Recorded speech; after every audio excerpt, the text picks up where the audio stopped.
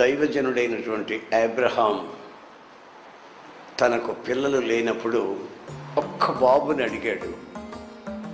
కానీ ఆయన ఆకాశ నక్షత్రాల వలె ఒక గొప్ప సంతతికి మూల పురుషుడిగా మార్చబడ్డాడు. అది దేవుని ద్వారా కలిగిన ఆశీర్వాదం. మనం కొన్నిసార్లు మన విశ్వాస పరిమాణాన్ని బట్టి కొంచెం అడుగుతాం, ఆయన కొంచెం ఇవ్వడు.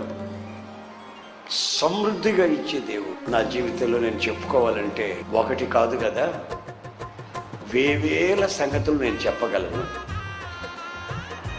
గత 42 సంవత్సరాలు దేవునితో నాకున్న సంబంధం అలాంటిది.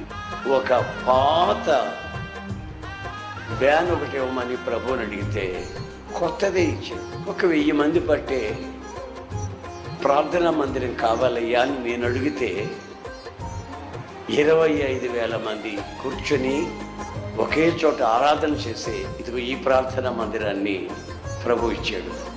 ఈ సంస్థలో నేను అడిగినవి చాలా తక్కువ, నేను ప్రభు దగ్గర పొందినవి చాలా ఎక్కువ.